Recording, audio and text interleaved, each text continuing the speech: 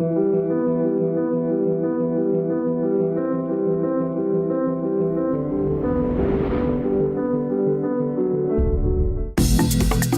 de suite sur National Geographic Channel.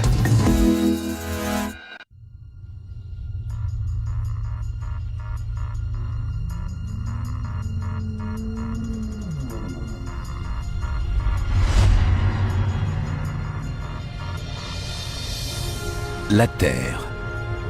Autant que nous le sachions, c'est le seul endroit de l'univers où la vie existe. Pourquoi ? Qu'est-ce qui rend notre planète si spéciale ? Les réponses sont enfouies dans les profondeurs de son passé. Pour les trouver, il faut repartir en arrière, voir les premiers hommes fouler le sol de la planète, étudier les collisions à l'origine des continents, faire face à de redoutables dinosaures, plonger dans des océans peuplés de créatures étranges, éprouver la morsure des périodes glaciaires et subir les attaques de projectiles cosmiques. Bref, remonter le temps jusqu'à la naissance même de la Terre.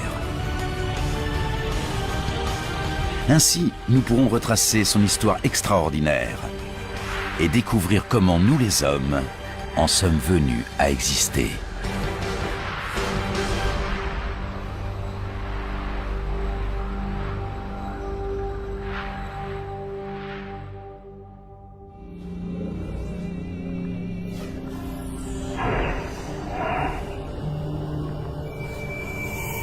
Notre voyage commence il y a près de 5 milliards d'années. Mais c'est impossible. Il n'y a aucun signe de notre belle planète bleue. Juste une étoile nouvellement née, notre Soleil, entouré d'un nuage de poussière. Nous sommes arrivés trop tôt, avant même que la Terre se soit formée.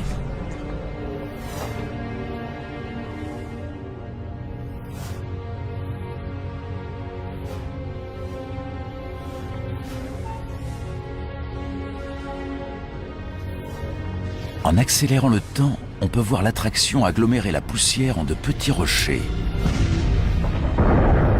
Il semble presque impossible que quelque chose d'aussi complexe qu'une planète ne soit fait que de poussière et de roches.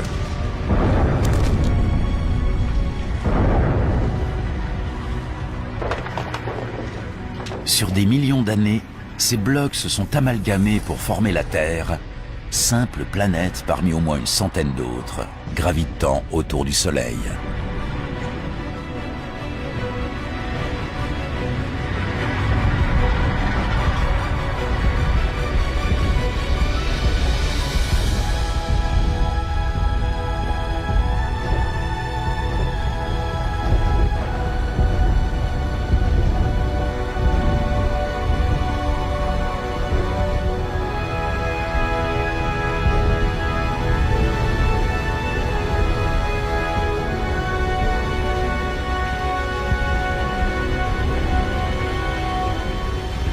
Mais il y a 4 milliards 540 millions d'années, le globe terrestre était un véritable enfer.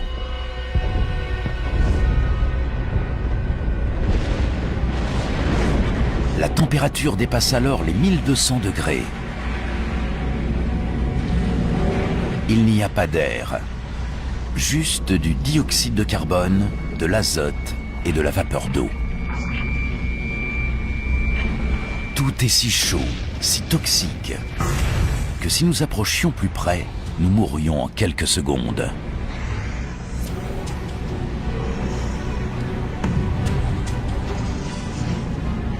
La Terre est une boule de roche en fusion. Il n'y a pratiquement aucune surface solide, juste un océan de lave à perte de vue.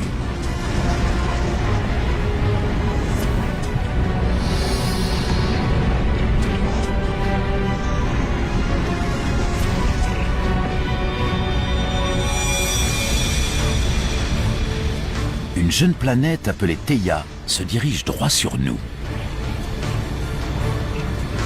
Aussi grosse que Mars, elle se déplace à près de 15 km par seconde, 20 fois plus vite qu'une balle de pistolet.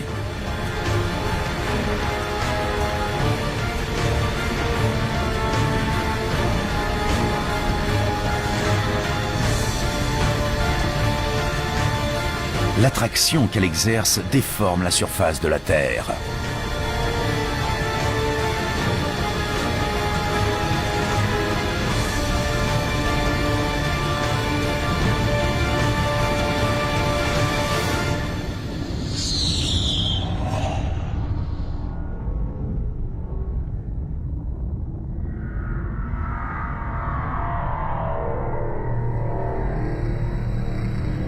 L'onde de choc se propage à la surface de la Terre. C'est comme si les deux jeunes planètes devenaient liquides. Des milliards de tonnes de débris sont projetés dans l'espace.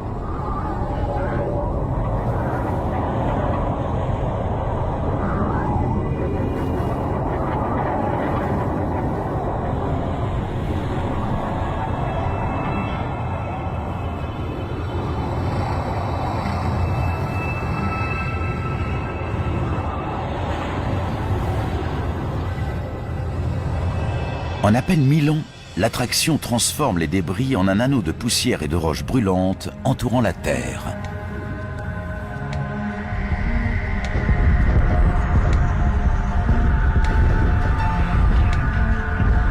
À partir de cet anneau, une boule se forme de plus de 3000 km de large.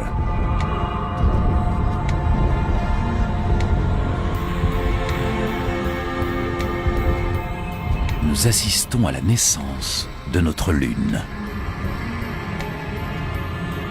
Elle est bien plus proche qu'aujourd'hui, à seulement 22 000 km de nous, au lieu d'environ 400 000 actuellement.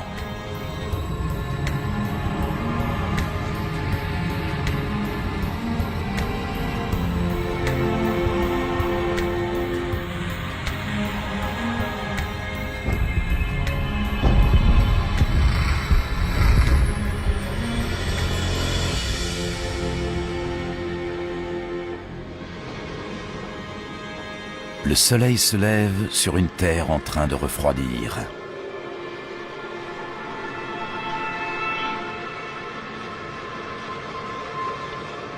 Et se couche seulement 3 heures plus tard. La collision a imprimé à la Terre un mouvement de rotation si rapide que chaque journée ne dure que 6 heures. Les jours passent peut-être plus vite, mais la planète, elle, change très lentement. Pour comprendre sa formation, il faut faire un bond de plusieurs millions d'années dans le temps.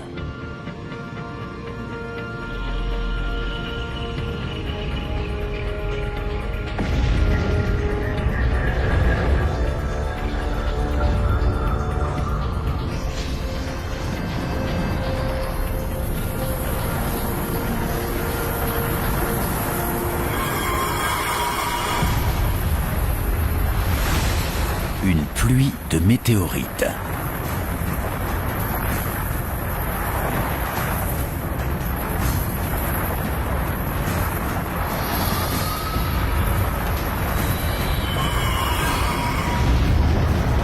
Il y a 3,9 milliards d'années, la Terre est pilonnée par des débris issus de la formation du système solaire.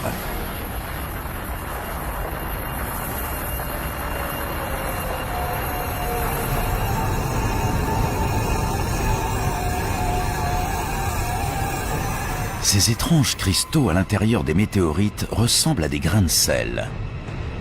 Le même sel que vous mettez sur vos aliments. Chacun d'entre eux contient de minuscules gouttelettes d'eau.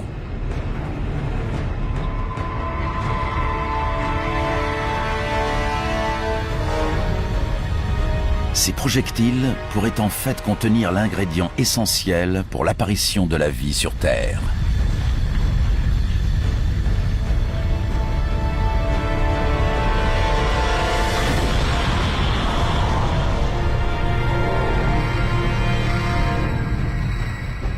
Chaque météorite ne renferme qu'une infime quantité d'eau. Mais comme le bombardement dure plus de 20 millions d'années, des flaques finissent par se former. L'eau s'accumule sur le sol. Le noyau de la Terre est toujours en fusion, mais la température à sa surface a refroidi. Et 70 ou 80 degrés, c'est suffisant pour la formation d'une croûte. Cette eau est peut-être celle que nous buvons aujourd'hui. Chaque gorgée, chaque flaque, chaque goutte d'eau dans les océans actuels est vieille de plusieurs millions d'années. Cette eau a sans doute parcouru des millions de kilomètres pour parvenir jusqu'à nous, transportée au cœur d'une météorite.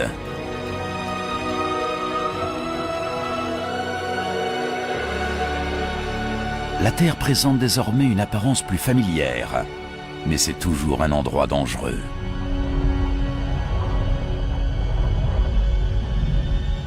Ce vent est aussi puissant, peut-être même plus puissant, que le plus destructeur des ouragans.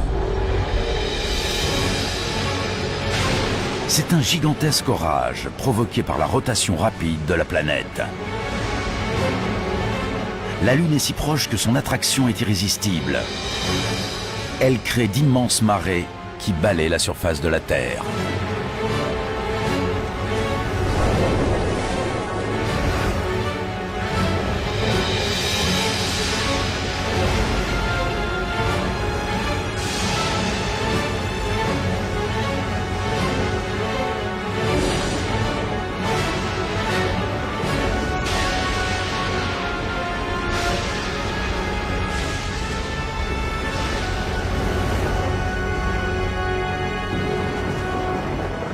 Mais peu à peu, la Lune s'éloigne.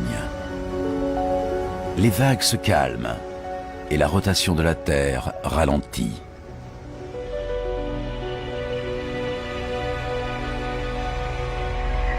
« 700 millions d'années après la naissance de notre planète, sa surface est couverte d'eau.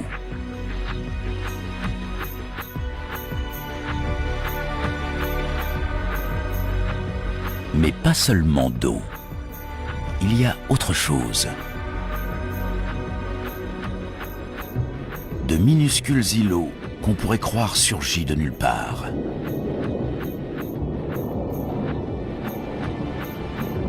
En réalité, il s'agit de roches en fusion qui jaillit à travers la croûte terrestre et monte jusqu'à la surface de l'océan. Progressivement, le magma refroidit et forme une île volcanique. Voilà comment toutes ces îles sont apparues. Plus tard, elles se rejoindront pour donner naissance au premier continent.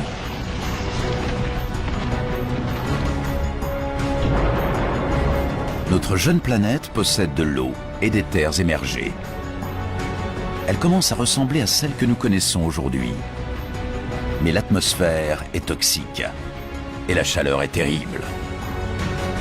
Rien ne peut vivre ici.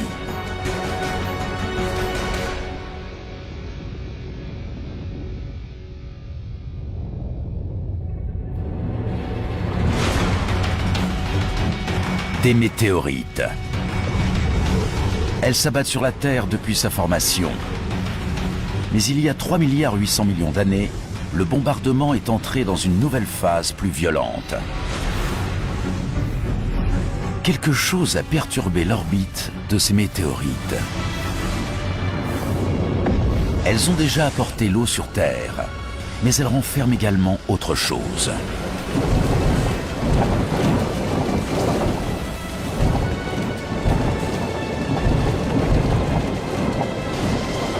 En se décomposant, elles libèrent leurs minéraux.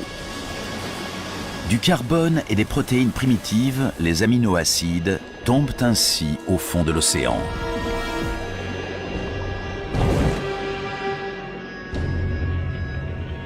Il fait noir. Les rayons solaires ne pénètrent pas au-delà de 300 mètres de profondeur. La température est presque glaciale.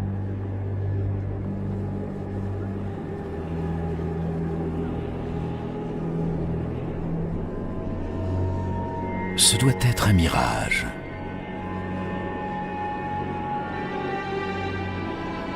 Une ville entière de cheminées sous-marines. Ce qui s'en échappe n'est pas de la fumée, mais une sorte de liquide chaud. De l'eau de mer s'est infiltrée à l'intérieur de la Terre par des fissures dans la croûte. Elle s'est réchauffée et s'est chargée en minéraux et en gaz. Et c'est ce puissant mélange qui est à présent recraché dans l'océan et qui forme ces tours. Ajoutez à cela tous les minéraux et les éléments provenant des météorites et vous comprendrez que l'eau est devenue une soupe chimique.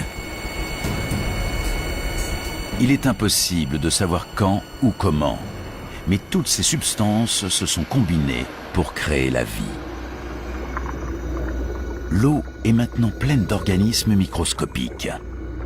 Ces bactéries unicellulaires sont les premières formes de vie sur Terre.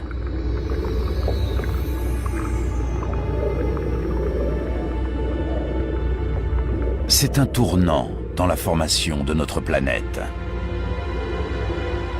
Une vie microscopique est née.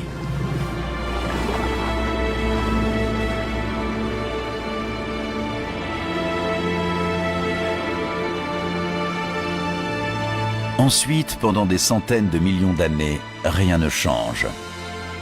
Le processus évolutif est au point mort.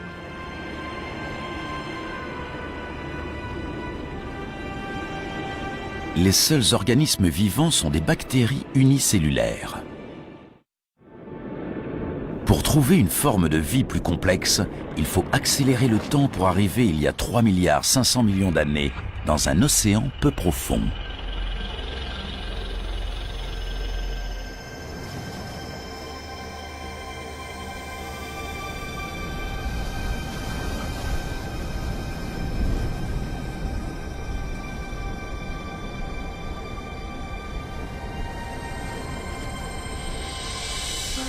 Ces structures ressemblent à des rochers, ou même à des plantes. Elles paraissent pousser sur les fonds marins.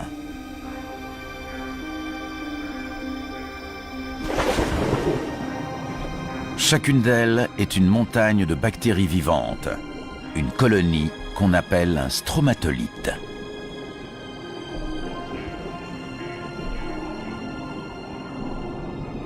Ces bactéries transforment la lumière du soleil en nourriture.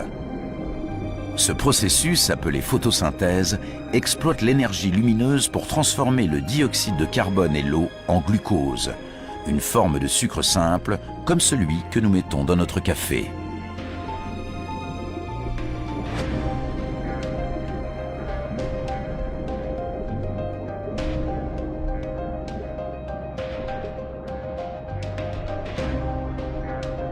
Ce mécanisme libère un produit dérivé, un gaz, appelé oxygène.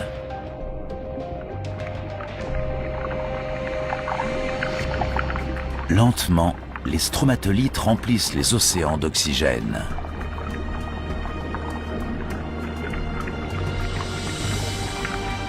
Cet oxygène transforme les traces de fer dans l'eau en rouille. Celle-ci tombe sur les fonds marins pour former des dépôts de roches ferrugineuses. Bien plus tard, nous nous en servirons pour construire des ponts, des bateaux et des gratte-ciels.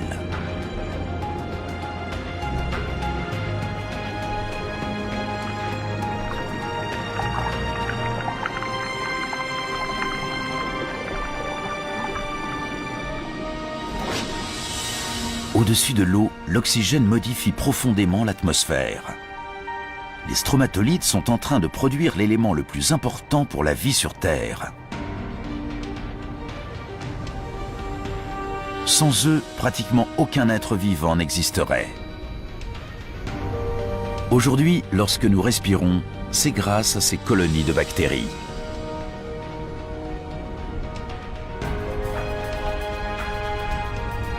Au cours des 2 milliards d'années qui suivent, le taux d'oxygène continue à augmenter. À mesure que la rotation de la planète ralentit, les jours rallongent.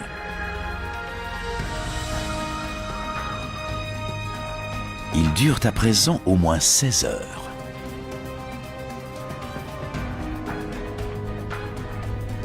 Il y a 1,5 milliard d'années, soit 3 milliards d'années après la naissance de la Terre, il n'existe encore aucune forme de vie complexe. Pas de plantes, pas de dinosaures, pas d'êtres humains. Mais la Terre a quelque chose qu'aucune autre planète ne possède.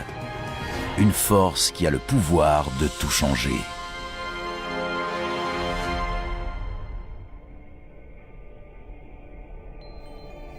Notre planète est alors une magnifique boule bleue parsemée d'îles volcaniques et abritant une vie primitive.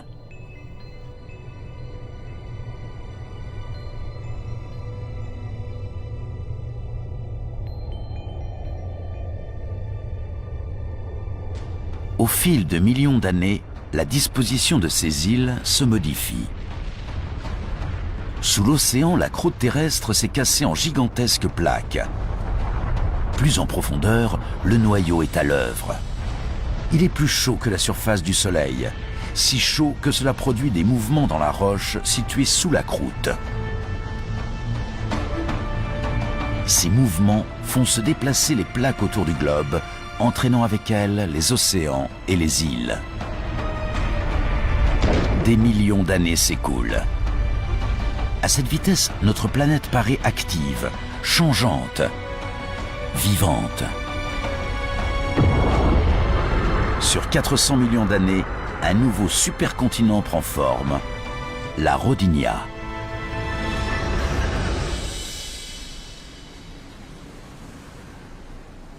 Dans les eaux peu profondes qui entourent la Rodinia, les stromatolites rejettent de l'oxygène dans l'atmosphère depuis plus de 2 milliards d'années. La température est de 30 degrés et les journées durent désormais 18 heures.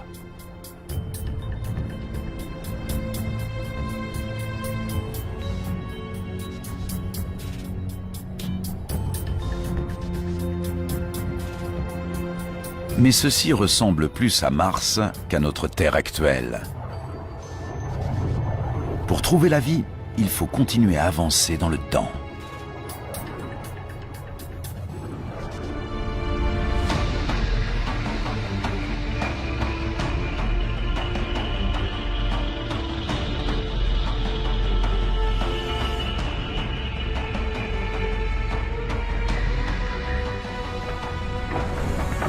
L'État de Washington, il y a 750 millions d'années. Une force venue des profondeurs brise la croûte terrestre. C'est comme si le globe était en train de se déchirer.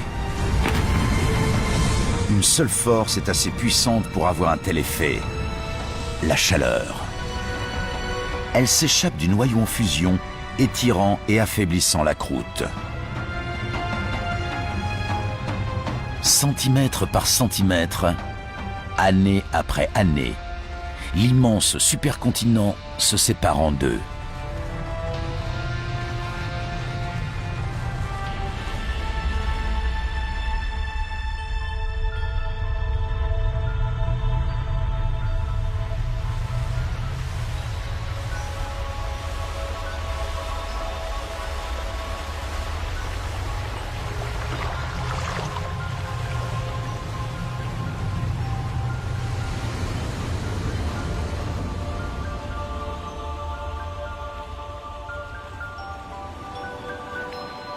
Cette activité géologique intense a donné naissance à une multitude de volcans.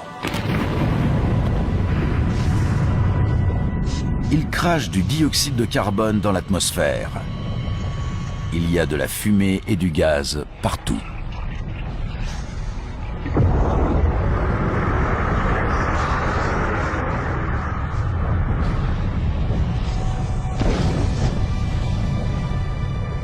Tout ce CO2 se combine à l'eau pour donner des pluies acides. Les roches absorbent ces pluies et le dioxyde de carbone qu'elles contiennent. Et à présent, il y a énormément de roches sur la Terre qui ont été mises à nu lorsque le continent s'est fracturé. Une grande partie du dioxyde de carbone présent dans l'atmosphère finit par être emprisonnée dans ces roches.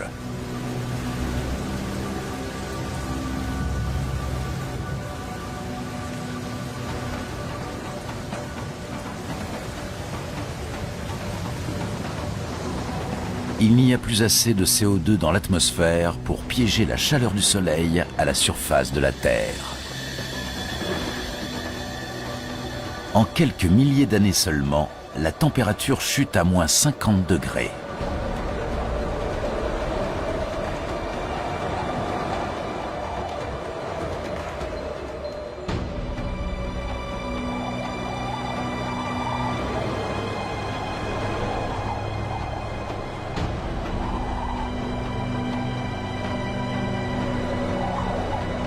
Cette étendue glacée est l'Australie du Sud, il y a 650 millions d'années. C'est le début d'une période que certains scientifiques appellent la Terre boule de neige, et qui pourrait avoir été l'ère glaciaire la plus longue et la plus froide qu'ait jamais connue notre planète. Un immense mur de glace, haut de plusieurs milliers de mètres. Il envahit tout. Plus il y a de glace, plus la lumière du soleil est réfléchie vers l'espace et plus vite la glace s'étend.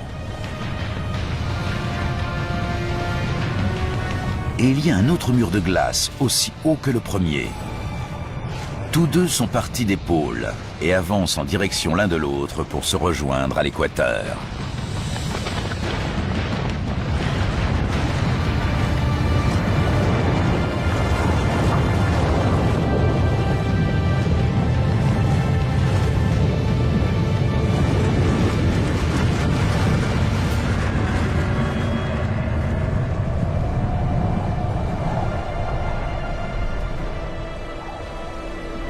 Une couche de glace mesurant jusqu'à 3 km d'épaisseur recouvre désormais l'ensemble du globe.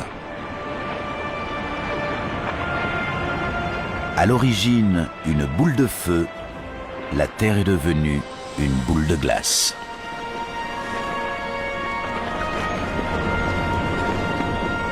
La lumière et la chaleur du Soleil sont presque intégralement réfléchies vers l'espace.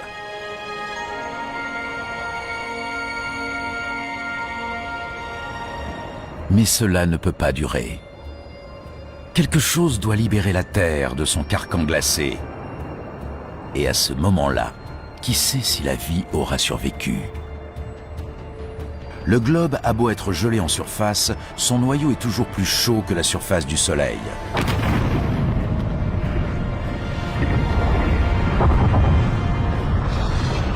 Des éruptions volcaniques se produisent depuis que le globe a commencé à geler. Mais jusqu'ici, même leur chaleur et leur puissance n'avaient aucun effet sur la glace.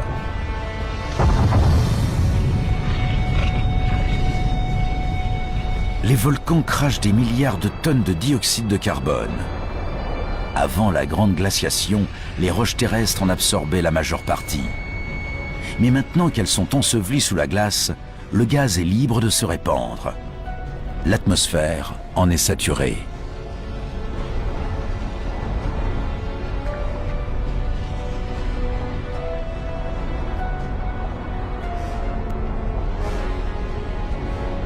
Comme une serre, le CO2 retient la chaleur du Soleil. La température augmente et au bout de 15 millions d'années, la glace se met à fondre.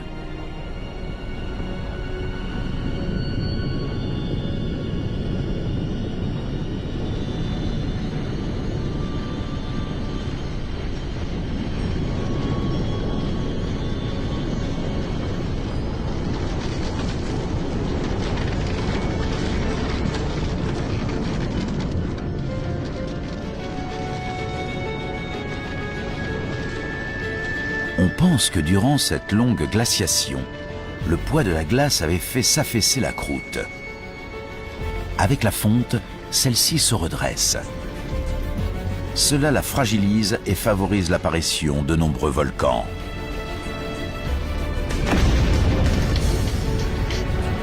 Ces volcans émettent toujours plus de dioxyde de carbone, ce qui fait encore augmenter la température. La fonte s'accélère et le taux d'oxygène monte en flèche.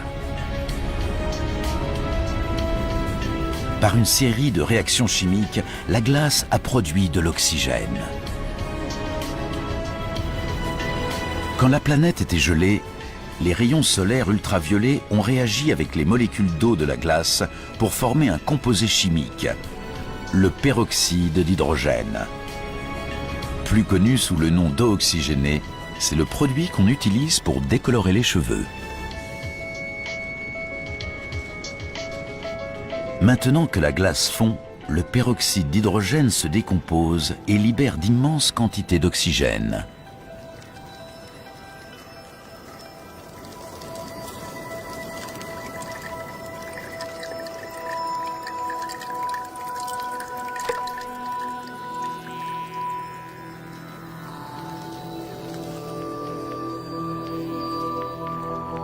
La Terre se réveille.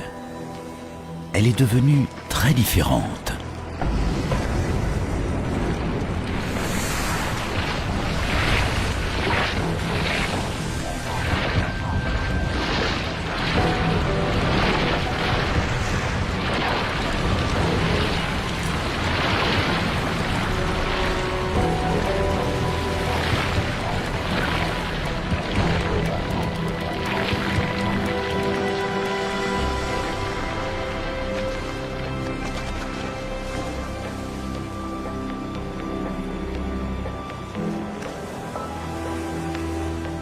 Nous voici maintenant, il y a 600 millions d'années. L'atmosphère est plus chaude, comme par un jour d'été. Les journées durent environ 22 heures.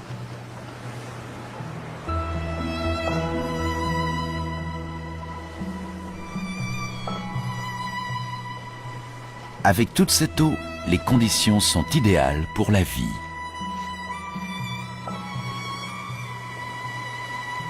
Avant la grande glaciation, des bactéries primitives étaient apparues dans l'océan. Il semble impossible qu'elles aient survécu à une ère glaciaire 75 fois plus longue que la durée totale de l'histoire humaine. Si quelque chose a survécu, notre meilleure chance de le trouver est d'aller là où nous avons observé la vie pour la dernière fois, dans l'océan.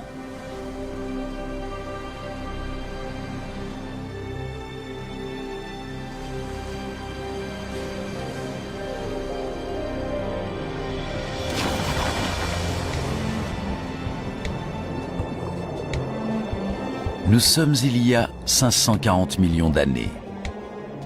Dans ces eaux gorgées d'oxygène, les bactéries primitives ont évolué. Une poignée d'entre elles a dû résister à la glaciation. Il y a des plantes partout. Et autre chose. Cette sorte de mollusque pourvu d'une carapace s'appelle Vivaxia. Il fait partie d'une nouvelle génération d'organismes multicellulaires complexes.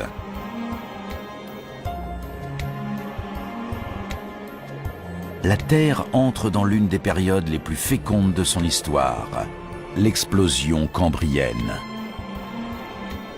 L'élévation du taux d'oxygène permet aux animaux de grossir et de développer un squelette osseux. Il y a des vers, des éponges et ces étranges créatures. Ce sont des trilobites, lointains cousins des insectes, des homards et même des scorpions.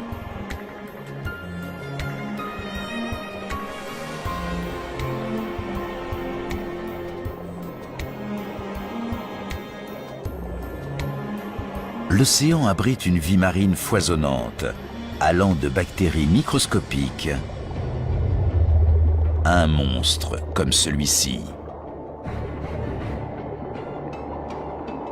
Il s'appelle Anomalocaris. Il mesure environ 60 cm de long.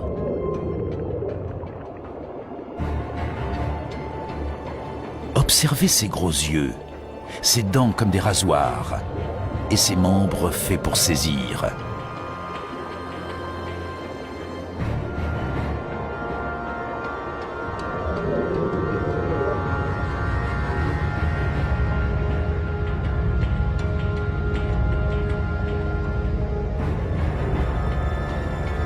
Il lui suffit de choisir une proie.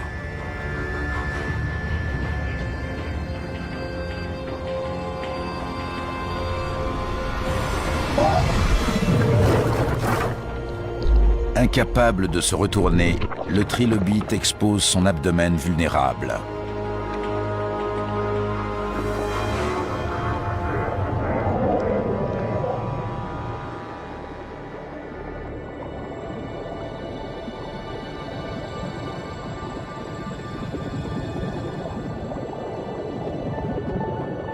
Voici à présent un groupe de picaillas. Il ne mesure que 5 cm de long environ, mais possède ce qui est peut-être la toute première épine dorsale. Sur des millions d'années, cette structure simple va évoluer pour donner la colonne vertébrale qui nous permet de nous tenir debout.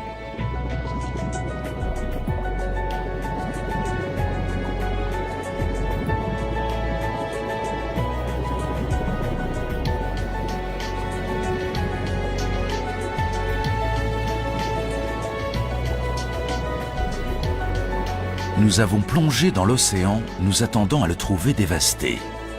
Et pourtant, nous avons découvert un monde foisonnant de vie, peuplé de trilobites et de monstres étranges, et où les animaux commencent à prendre des formes familières.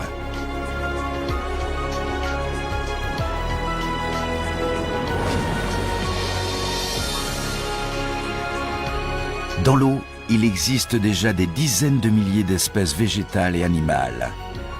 Le développement de la vie semble impossible à arrêter.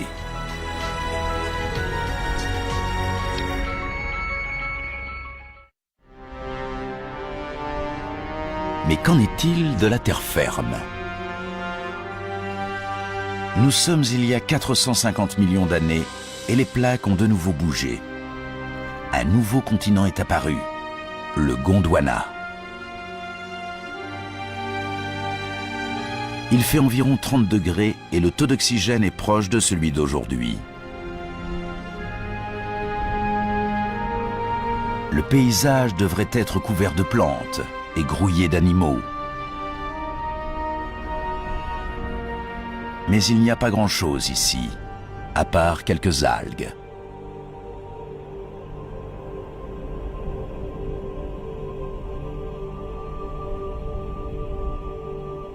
Il y a une seule explication à cela. Le soleil. Il bombarde la surface de ses rayons meurtriers.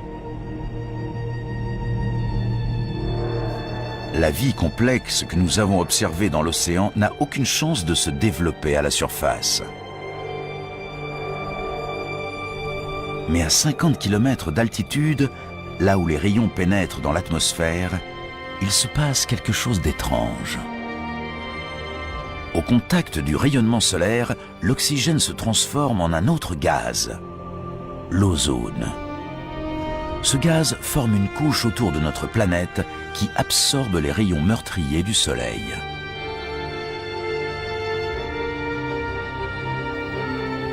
Sur 120 millions d'années, la couche d'ozone s'épaissit et bloque de plus en plus de rayons solaires.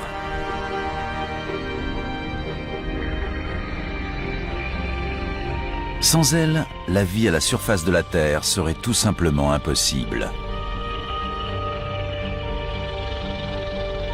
Ainsi protégée, la vie s'épanouit.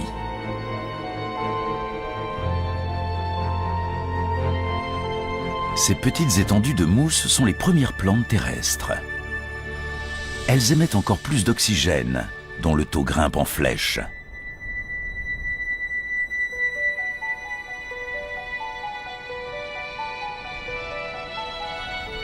Nous voici il y a 375 millions d'années.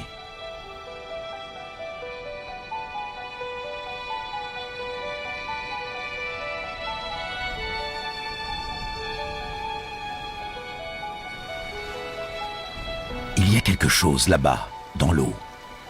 Quelque chose qui bouge, qui nage.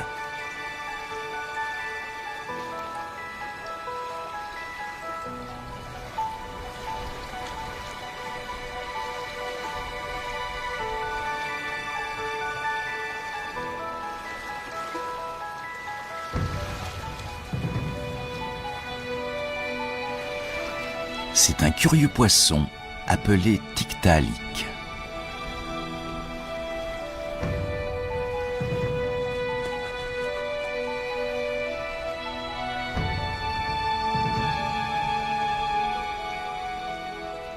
Son long cou lui permet de redresser la tête.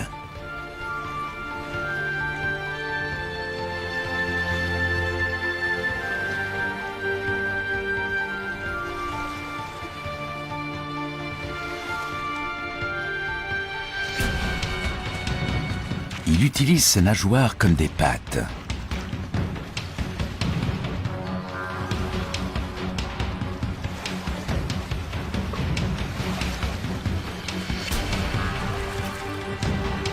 Cela lui permet de se hisser sur la rive où la végétation est en plein essor. Sur 15 millions d'années, ces animaux appelés tétrapodes évoluent. Leurs membres deviennent plus puissants et ils passent toujours plus de temps hors de l'eau. Et enfin, il y a 360 millions d'années, ils s'établissent pour de bon sur la terre ferme. C'est à partir d'un animal comme celui-ci que se développeront tous les vertébrés quadrupèdes, les dinosaures, les oiseaux, les mammifères et pour finir, les hommes.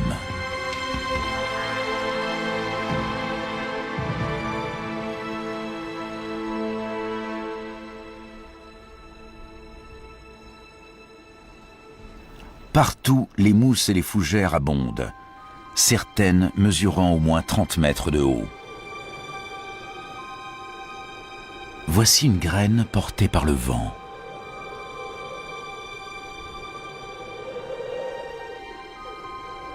Jusqu'à présent, les plantes se reproduisaient à l'aide de leurs spores, des particules unicellulaires qui exigent une grande quantité d'eau pour survivre et se développer.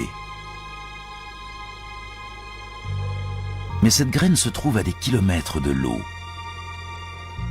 Cet embryon de plante contient ses propres provisions d'eau et de nutriments.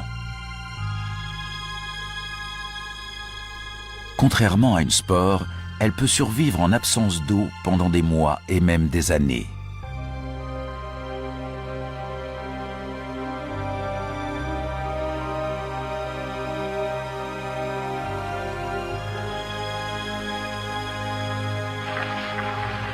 Cette humble graine propage la vie à travers la planète. Et tous les arbres et les plantes ainsi produits rejettent encore davantage d'oxygène dans l'atmosphère.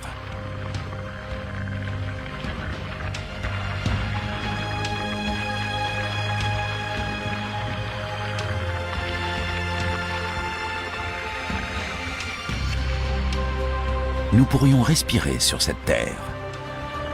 Nous pourrions y vivre dès maintenant.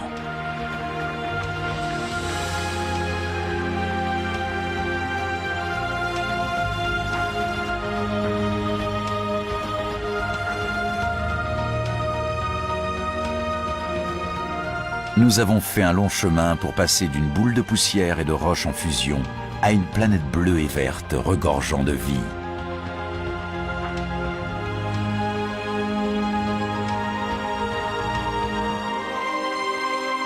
Il n'y a pas encore d'êtres humains, mais des poissons, des plantes. Et ceci. Une libellule aussi grosse qu'un aigle. Cette géante porte le nom de Méganeura. Au fil de l'évolution, ses pattes sont devenues des ailes, ce qui lui permet d'étendre considérablement son territoire de chasse.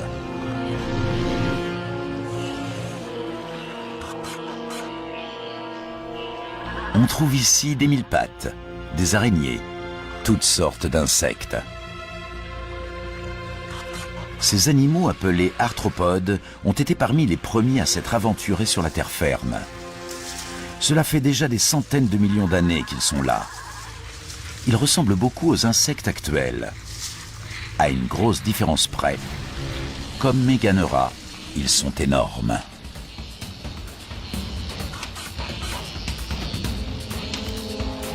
Nous sommes dans un monde peuplé de géants, où les mille-pattes font 2 mètres de long, et les scorpions sont aussi gros que des loups.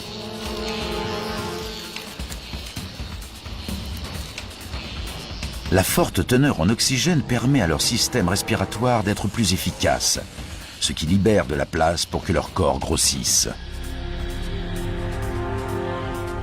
Cet animal semblable à un lézard est appelé Hylonomus. Les animaux que nous avons vus jusqu'ici pondaient leurs œufs dans l'eau. Mais ces œufs contiennent toute l'eau et les nutriments nécessaires à leur développement. Les bébés grandissent dans leur propre petite mare individuelle.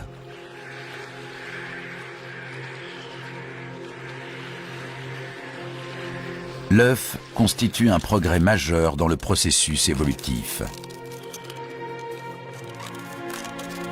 Les animaux peuvent désormais laisser l'océan derrière eux pour conquérir les continents.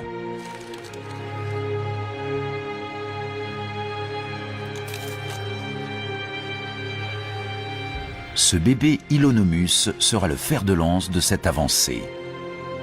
C'est un nouveau type d'animal, un reptile.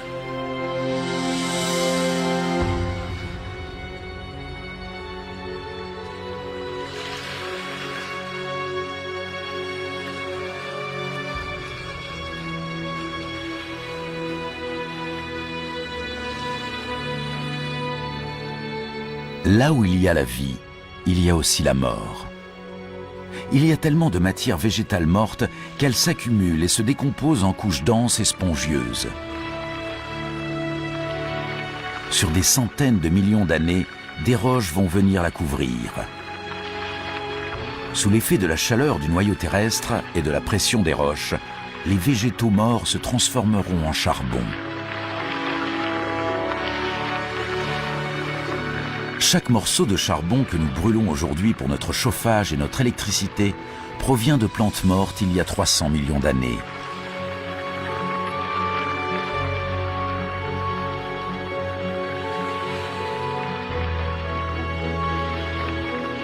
Sous la pourriture, cachée au regard, la vie frissonne. Bientôt des graines germeront, des plantes pousseront et ce paysage dénudé revivra. La vie semble bien avoir conquis la planète.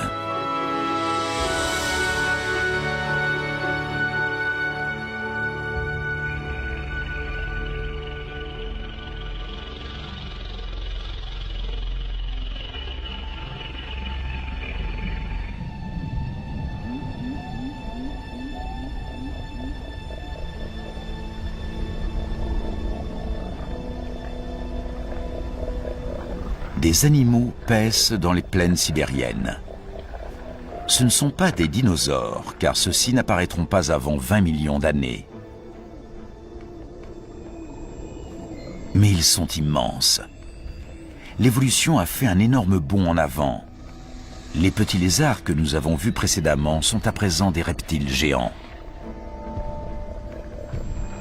Ce sont des scutosaures, de lointains ancêtres de la tortue. Ils sont végétariens. Si les herbivores ont l'air aussi redoutables, les carnivores doivent être réellement terrifiants. Voici un gorgonopside. C'est une redoutable machine à tuer.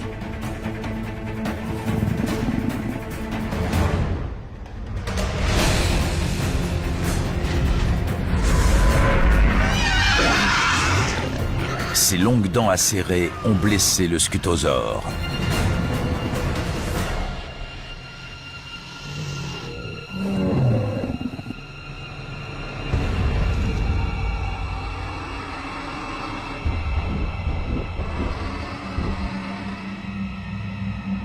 Le prédateur regarde sa proie s'affaiblir et perdre son sang.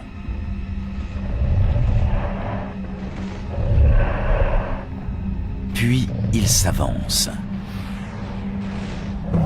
Mais que se passe-t-il? Il recule. Il se passe quelque chose d'étrange. Le sol devient brûlant.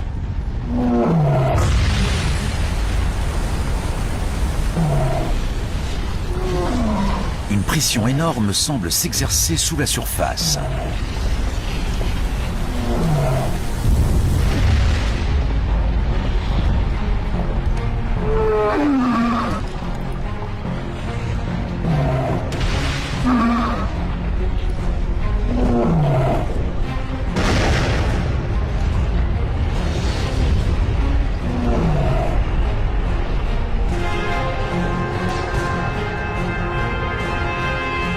Cette lave ne provient pas d'un unique volcan. La région tout entière entre en éruption. C'est un épanchement basaltique. Un immense fragment du manteau remonte les profondeurs de la planète, faisant jaillir la roche en fusion par des fissures dans la croûte terrestre.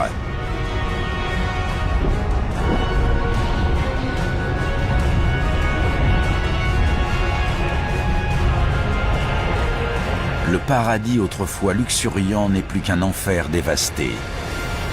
Les scutosaures et les gorgonopsides sont morts. Ce sont les premières victimes de la plus grande extinction de masse que le monde ait connue, l'extinction permienne.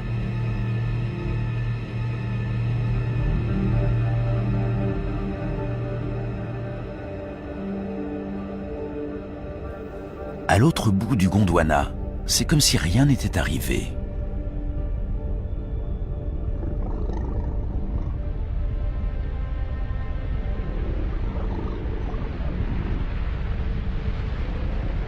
Il neige. Pourtant, la température est d'environ 20 degrés. Ce n'est pas de la neige, mais de la cendre provenant des éruptions survenues à 16 000 km de là.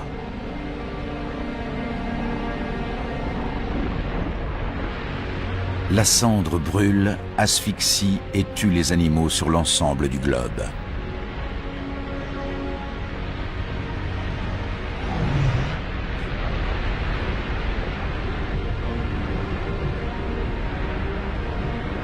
L'atmosphère est saturée de dioxyde de soufre. Avec la pluie, ce gaz se transforme en acide sulfurique qui brûle tout sur ce quoi il tombe.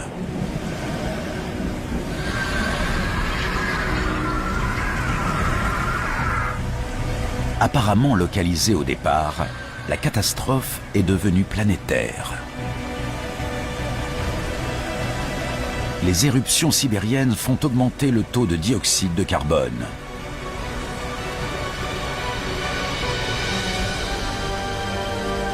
L'atmosphère devient plus chaude. L'eau s'évapore. La végétation meurt. Nous pensions que la vie s'était enfin imposée.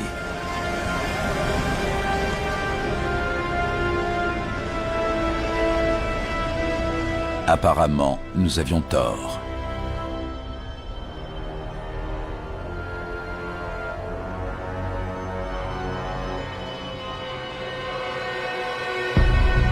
Il n'y a plus aucun signe de vie sur la terre ferme. Mais dans l'eau, c'est impossible. Les océans deviennent roses.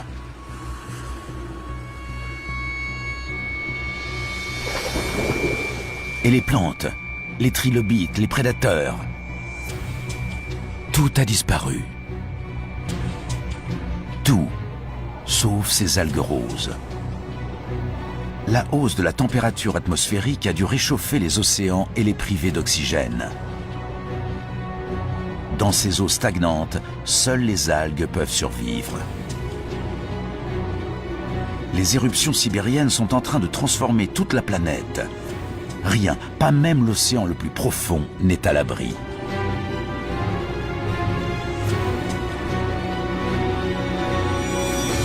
Mais regardez, des bulles.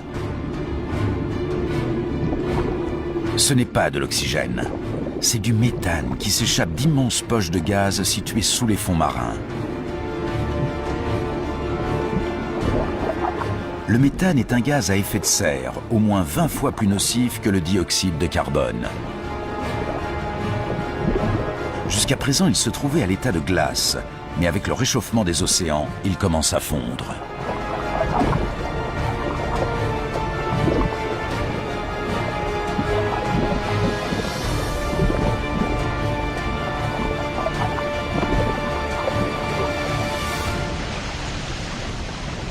Émis dans l'atmosphère, le méthane fait grimper encore plus la température. Elle atteint désormais près de 40 degrés, soit 6 degrés de plus qu'avant les éruptions sibériennes.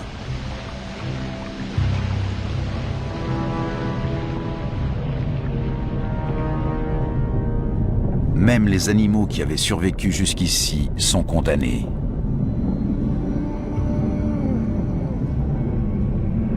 Cela fait 500 000 ans que les éruptions ont commencé. Et durant ce demi-million d'années, la lave n'a cessé de se déverser. Elle couvre à présent une région de la taille des États-Unis, avec une couche de roches en fusion de près de 6 km d'épaisseur.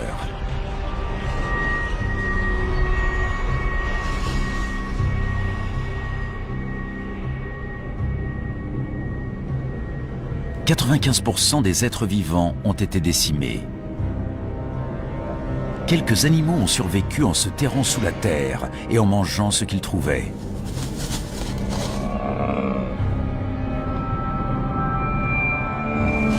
Tout le reste est mort.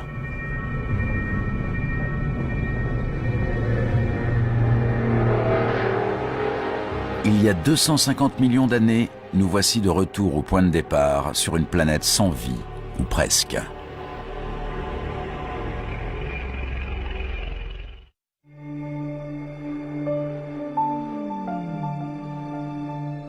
Cela fait maintenant 50 millions d'années que la vie sur Terre a été presque anéantie et la planète s'est transformée.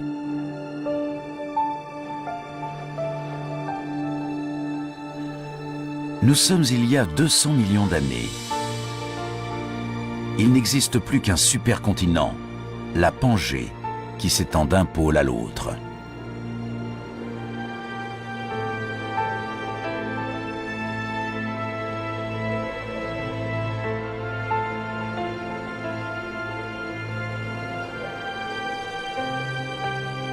Après le traumatisme de l'extinction massive, la planète est en voie de guérison. La température se stabilise, les pluies acides cessent et la végétation repousse.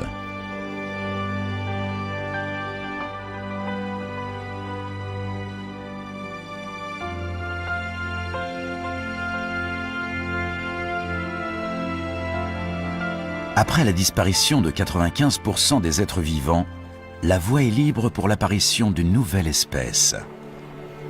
Elle dominera la planète comme aucune autre avant elle ou depuis.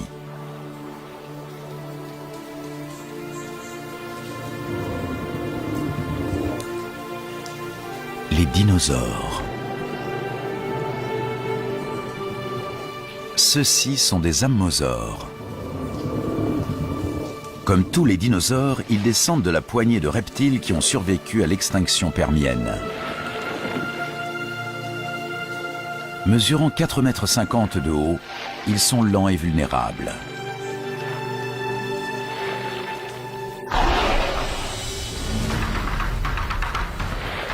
Un dilophosaure. Pardon, 2.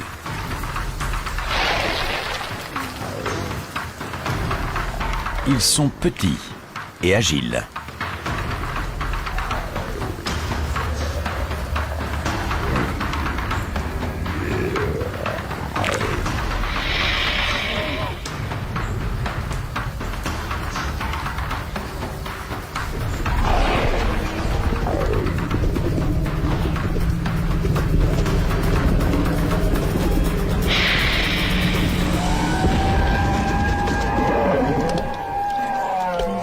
L'ammosaure est un repas trop gros pour un dilophosaure, mais pas pour 2.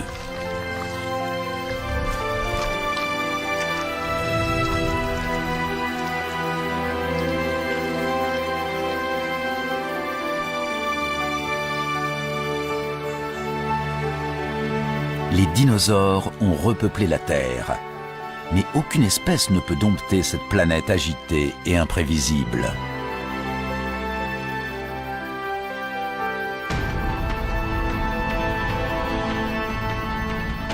Ici, la croûte terrestre s'amincit.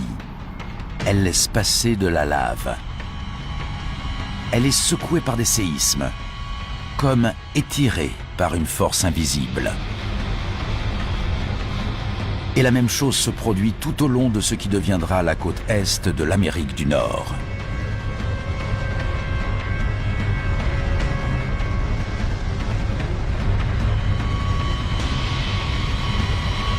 Les plaques continentales se déplacent à nouveau. Il y a 190 millions d'années, le supercontinent appelé la Pangée se disloque.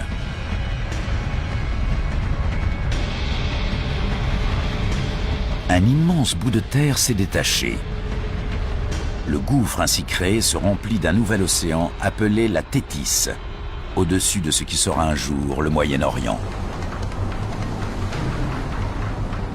Les courants poussent des nutriments vers les eaux côtières qui bordent ce qui deviendra l'Arabie Saoudite, l'Irak et l'Iran. Ces nutriments attirent des millions de poissons.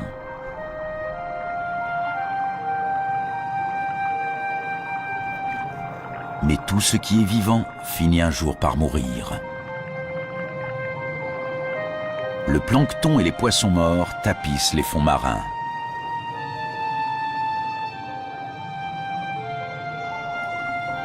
Au cours des 10 millions d'années suivantes, des couches de roches viendront recouvrir et réchauffer leurs cadavres.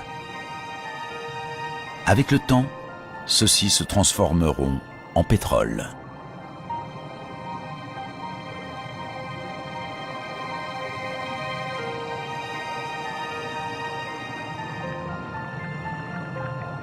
Chaque litre d'essence dans nos voitures, chaque morceau de plastique, la peinture sur nos murs, la moquette sous nos pieds, même le savon avec lequel nous nous lavons, presque tous ces produits trouvent leur origine dans ce processus.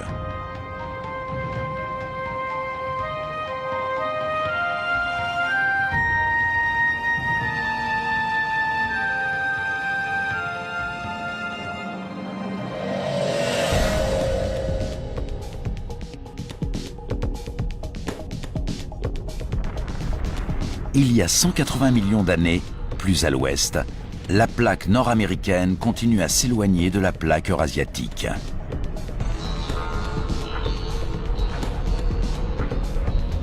La progression est lente, environ 2,5 cm par an, le rythme auquel poussent nos ongles.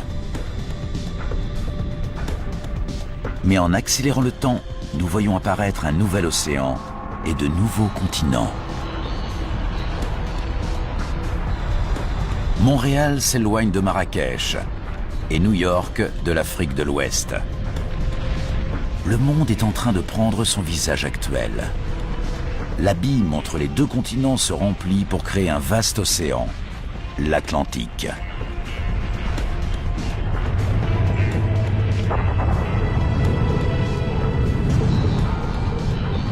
Et là, au milieu, un volcan. Nous avons déjà vu les plaques se déplacer. Nous savons que cela est dû à des mouvements qui se produisent en profondeur sous la croûte. C'est le même processus qui se déroule en ce moment même sous nos yeux.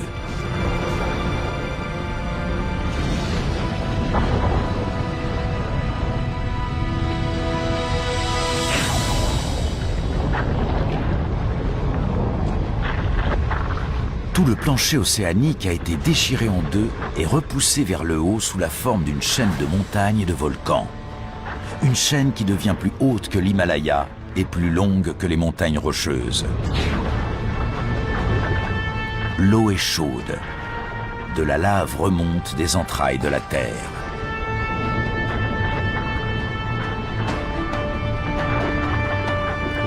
En refroidissant, elle crée une nouvelle chaîne de montagnes volcaniques et un nouveau plancher océanique. C'est cela qui fait se séparer les plaques continentales et donne à notre planète une nouvelle physionomie.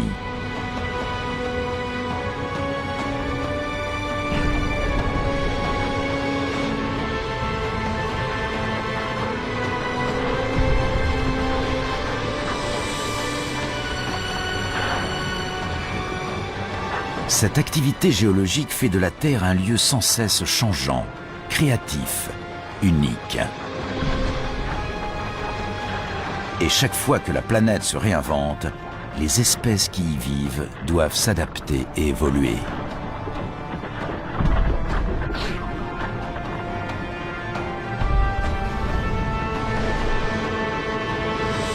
Des espèces comme celle-ci par exemple, les ichthyosaures. Leurs ancêtres reptiles vivaient sur la terre ferme, mais ils ont changé en même temps que la planète. Ils ont développé des nageoires et investi le jeune océan Atlantique.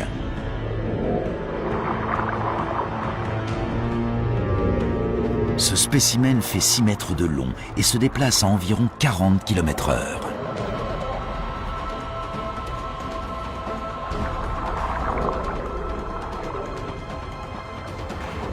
C'est le plus rapide des animaux marins, le plus efficace des prédateurs, et il règne sur les océans depuis 50 millions d'années.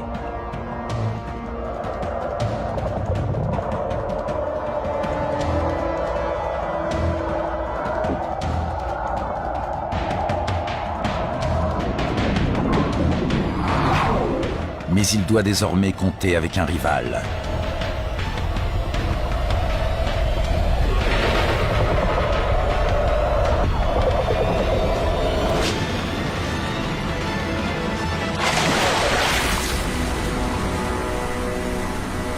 Un pliosaure. Mesurant environ 15 mètres de long et pesant plusieurs tonnes, il possède d'immenses mâchoires, 8 fois plus puissantes que celles d'un grand requin blanc, et des dents de 30 cm de long.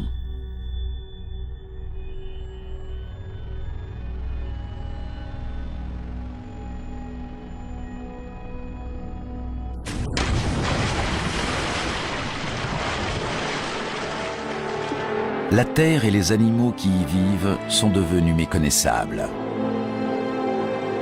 Là où se trouve l'océan Atlantique, s'étendait autrefois la terre ferme. C'est ici même que nous avons vu des ammosaures brouter et des dilophosaures traquer leur proie.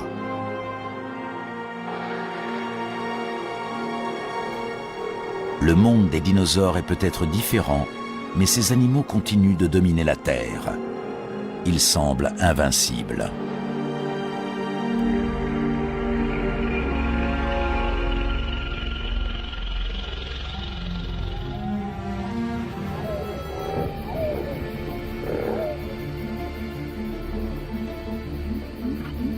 Cet animal, qui ressemble à une musaraigne, descend du petit nombre de mammifères qui ont survécu à l'extinction massive 185 millions d'années plus tôt. Il constitue une proie pour les dinosaures. C'est pourquoi la plupart des mammifères vivent dans les arbres ou sous terre et ne sortent que la nuit. Ils ne représentent aucune menace pour les dinosaures.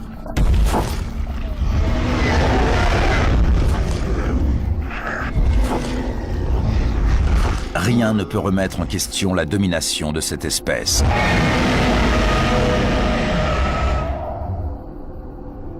En tout cas, rien sur Terre.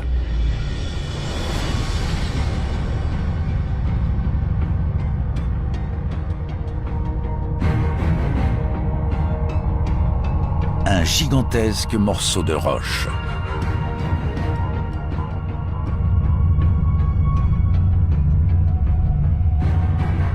Cet astéroïde mesure une dizaine de kilomètres de diamètre. Verticalement, il serait plus haut que le mont Everest.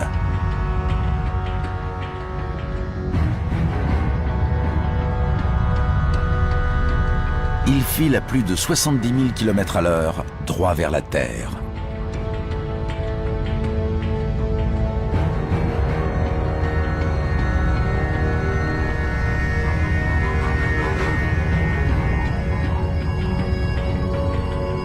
Il se dirige vers le golfe du Mexique, juste au large de la péninsule du Yucatan.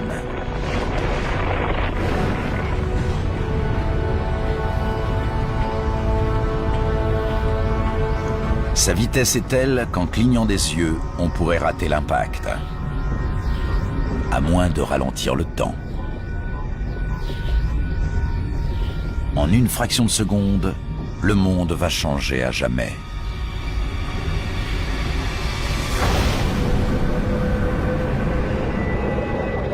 Au moment de l'impact, l'autre extrémité de l'astéroïde se trouve encore à près de 11 000 mètres d'altitude, aussi haut qu'un avion de ligne.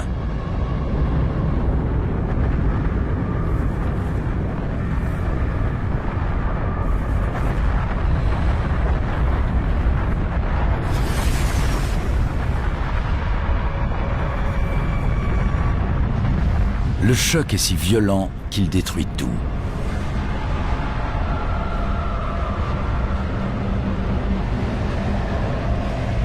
L'astéroïde lui-même est instantanément pulvérisé.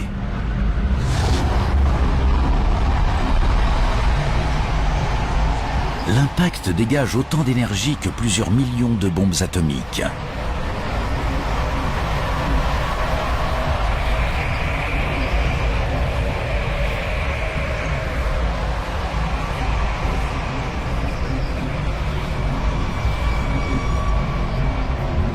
Rien n'est épargné, pas même le ciel.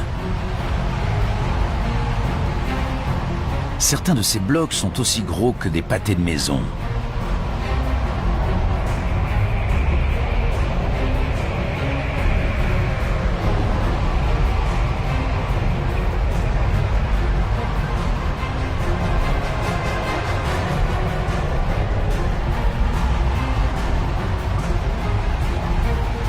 Les fragments de l'astéroïde se dispersent dans tous les sens, comme des éclats d'obus.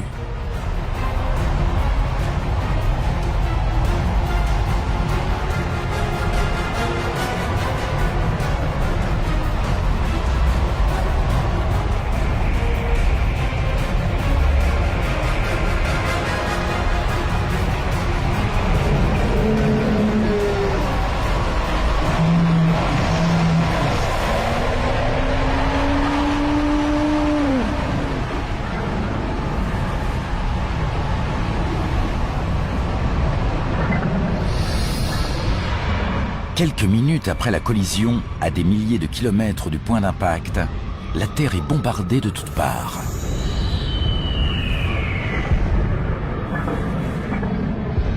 Des blocs rocheux s'abattent un peu partout. Le sol est secoué par des séismes.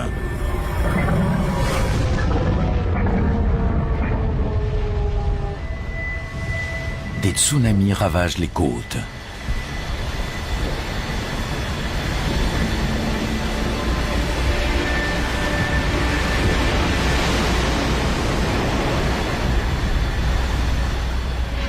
Mais l'assaut ne fait que commencer. Le panache de poussière et de roches en fusion s'étend et engloutit la planète.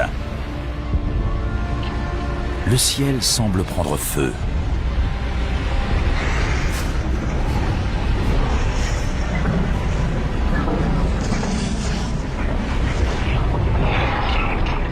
La surface de la Terre atteint une température de 275 degrés. La végétation s'enflamme spontanément.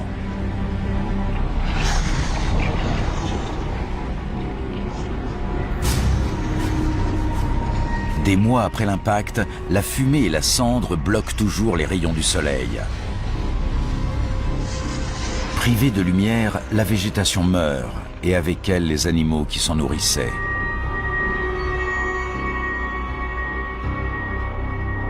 Après une telle catastrophe, difficile d'imaginer que quoi que ce soit ait pu survivre.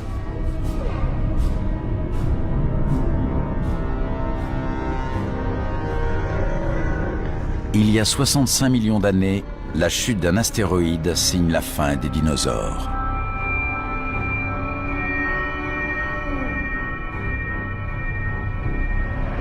Leur règne, qui durait depuis 165 millions d'années, est terminé.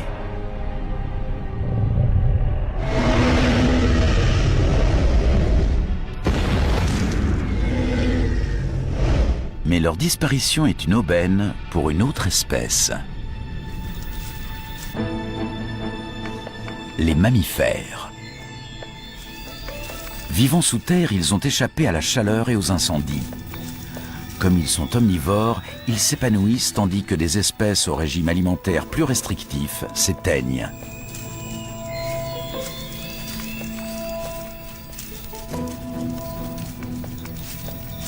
Ces animaux deviennent les héritiers improbables de la couronne des dinosaures.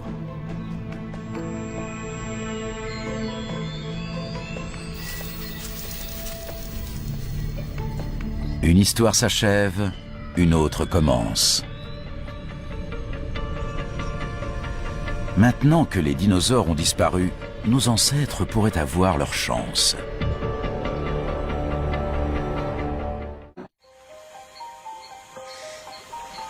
Les dinosaures sont morts depuis longtemps.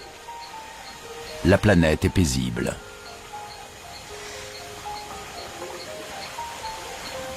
Dans ce monde nouveau, nos ancêtres mammifères évoluent.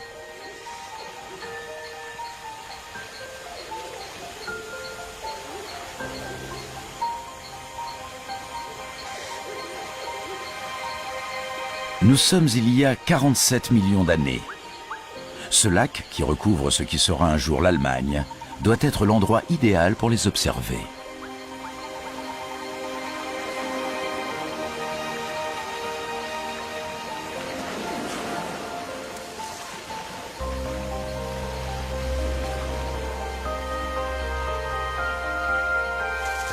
Ce mammifère est différent de ceux que nous avons vus jusqu'à présent. Il a des yeux et un cerveau plus grands. Il a pour nom Darwinius massilae et pour surnom Ida. Cette femelle ne nous ressemble pas, mais son fossile récemment exhumé a montré que cette espèce a pu évoluer pour donner les grands singes, puis l'homme. Nous contemplons ici ce qui est peut-être l'un de nos premiers ancêtres connus.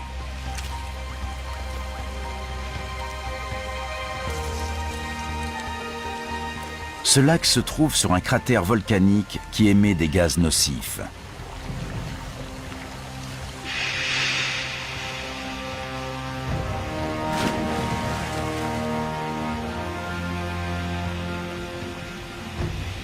Le lac qui a tué Ida la conservera dans ses eaux dépourvues d'oxygène.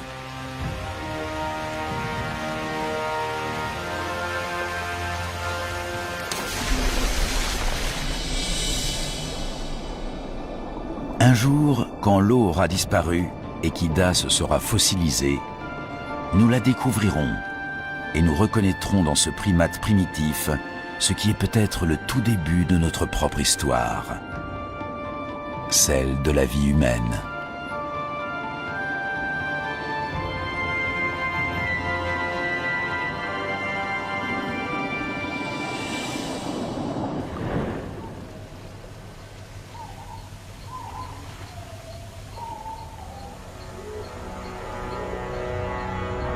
Nous commençons à comprendre comment notre planète s'est construite et comment tout ce que nous avons vu, les bactéries océaniques, les poissons qui marchent, les rongeurs souterrains, a conduit à l'apparition de l'homme.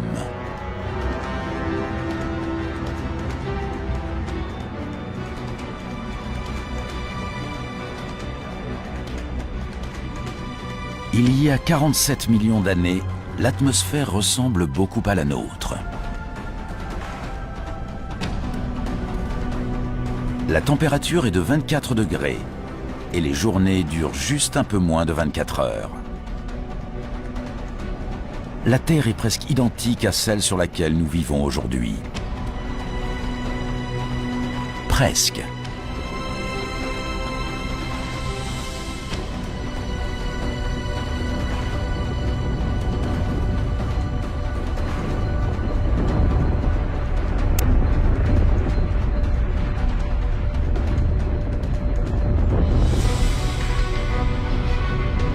Les plaques ont continué à se déplacer, entraînant avec elles les continents. L'Inde avance au nord, vers l'Asie.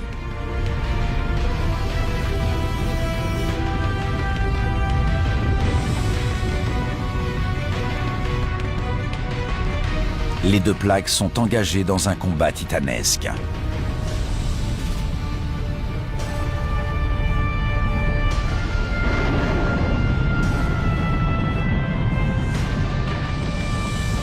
Aucune ne gagne le duel, et toutes deux commencent à se déformer.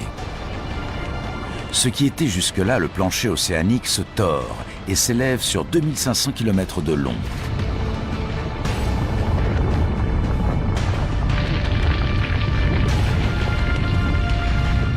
Une immense chaîne montagneuse surgit, 1500 mètres de haut, 4500 mètres de long.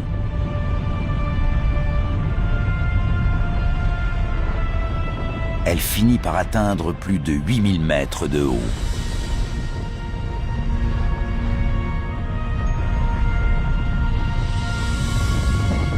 L'Himalaya vient de naître.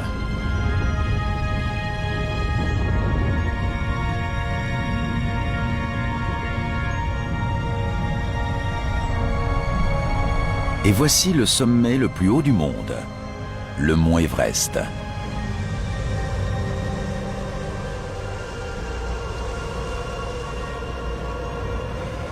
Il est si haut qu'il se trouve sur le passage du jet stream, un flux d'air circulant à la même altitude que les avions de ligne.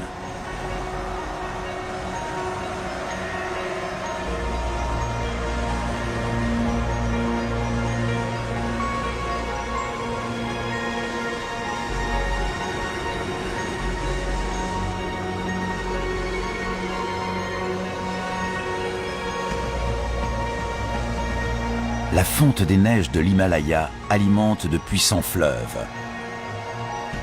Le Gange, l'Indus, le Yangtze et le fleuve Jaune.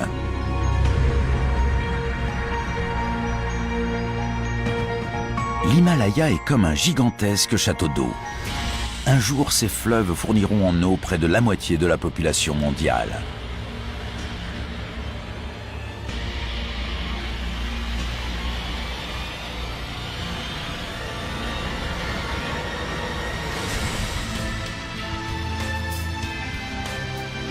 Voici maintenant le visage de notre planète il y a 20 millions d'années, avec chaque continent, chaque océan, exactement tels que nous les connaissons aujourd'hui. Mais il manque quelque chose. Nous, la race humaine. Pour que l'homme puisse apparaître, quelque chose quelque part doit changer.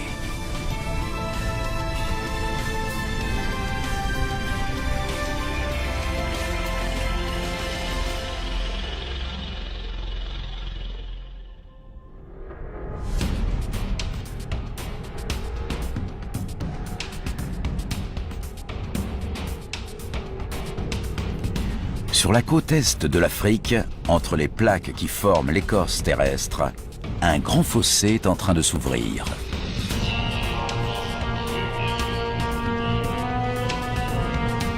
Il s'étire sur près de 6000 km.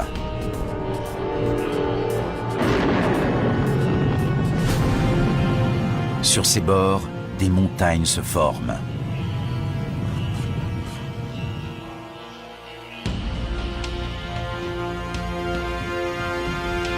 Là,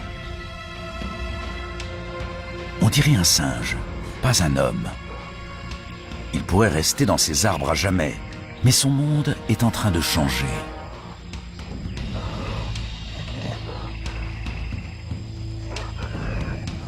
Les montagnes qui se forment font office de barrière et bloquent l'humidité en provenance de l'océan Indien.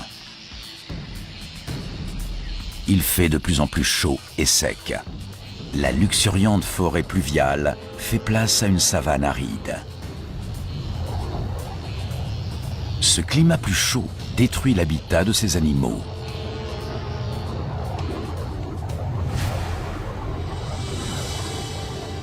Obligés de parcourir de plus longues distances en quête de nourriture, ils finissent par arrêter de traîner leurs phalanges sur le sol comme des singes. Ils se redressent et adoptent la marche bipède. C'est l'étape la plus importante de l'histoire de l'humanité. Cette chaîne de montagnes qui borde la côte est de l'Afrique est peut-être la raison pour laquelle nous marchons sur nos deux jambes. Cela paraît incroyable, mais le mouvement aléatoire de deux plaques continentales pourrait avoir déclenché une série d'événements qui mèneront à l'apparition des premiers hommes.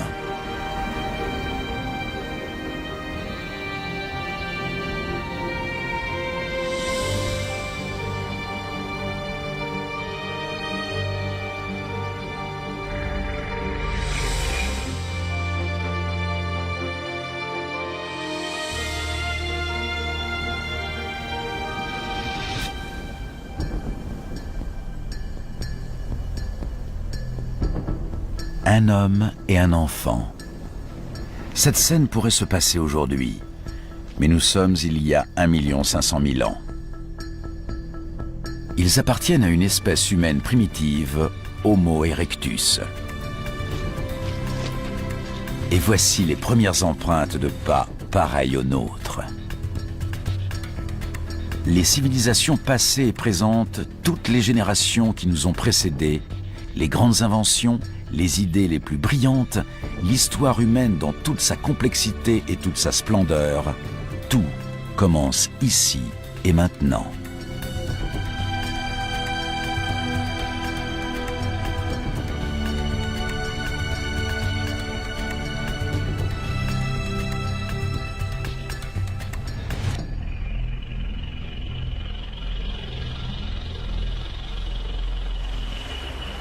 Le climat change à nouveau. Il y a 70 000 ans, le niveau de la mer diminue. Le fossé entre l'Afrique et l'Arabie se rétrécit pour ne plus faire que 13 km. La mer Rouge est plus étroite et assez peu profonde pour qu'un petit groupe puisse la franchir et quitter l'Afrique. C'est une autre espèce humaine plus récente. Homo sapiens.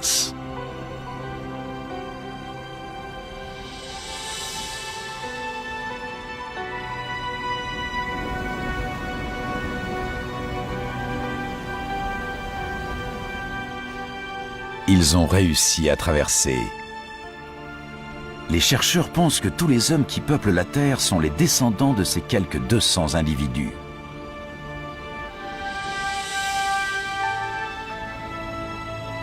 Au fil du temps, nos ancêtres se multiplient et colonisent l'Inde, l'Asie et l'Europe.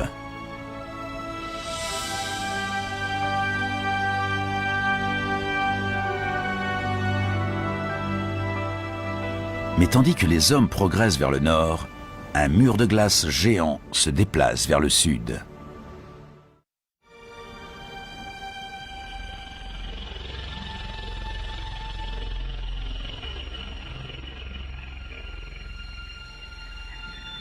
L'Europe, il y a 40 000 ans. Nos ancêtres Homo sapiens qui arrivent ici trouvent un monde en rapide évolution. Il commence à faire plus froid. On devrait être en plein cœur de l'été, mais la végétation est gelée et les rivières sont couvertes de glace.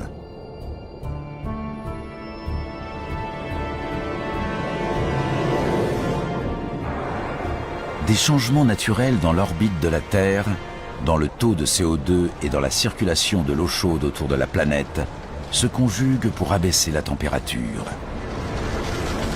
La Terre entre dans une période glaciaire.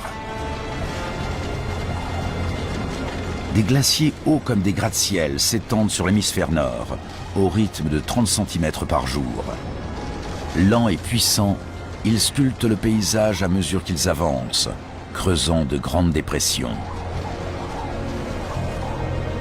La planète n'aura plus jamais la même apparence.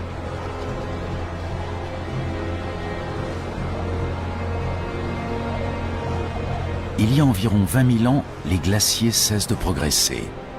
Une grande partie de l'hémisphère nord est couverte d'une couche de glace atteignant 2,5 km d'épaisseur. Avec des milliards de mètres cubes d'eau piégés sous forme de glace, le niveau des mers diminue.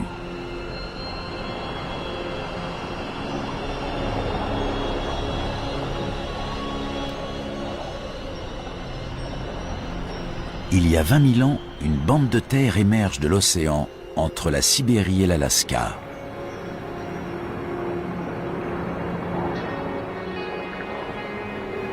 C'est une passerelle entre deux immenses continents. Un passage qui conduit l'homme de l'Asie à un nouveau monde, l'Amérique. C'est le dernier grand continent à être colonisé, la dernière grande migration humaine.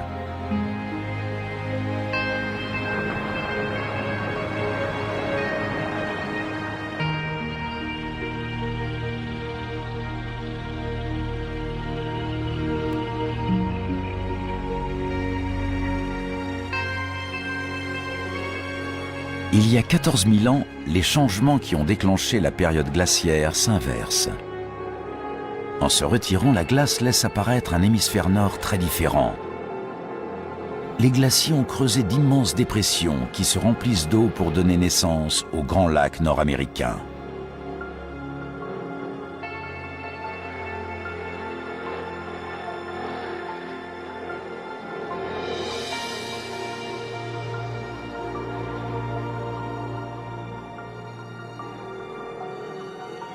Il y a 6000 ans, la glace se retire jusqu'au pôle, autour de l'Arctique et de l'Antarctique.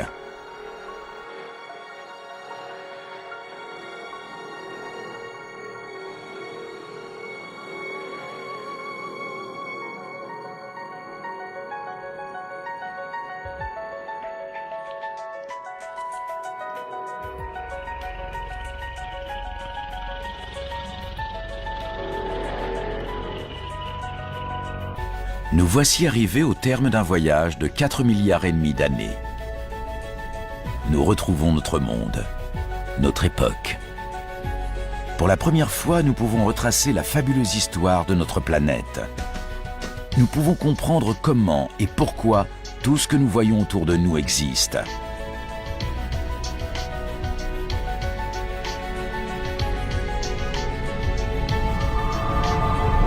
Le ciel au-dessus de nos têtes. L'eau, ingrédient essentiel de la vie. Le sol sous nos pieds.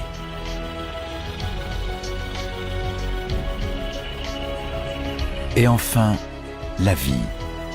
Résultat spectaculaire d'un enchaînement de catastrophes et de coïncidences.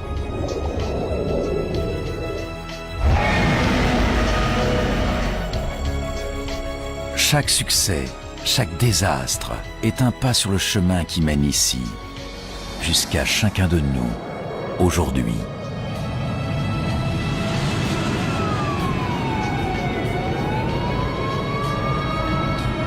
Mais l'histoire de la Terre ne s'arrête pas ici. Beaucoup de choses sont arrivées, mais bien d'autres sont à venir. La Terre vivra encore au moins 4,5 milliards d'années. Tout ce que nous avons vu lors de notre voyage n'est que la moitié de l'histoire. Imaginez quelle merveille, quelle terreur, quelles étranges créatures attendent encore notre planète en constante évolution.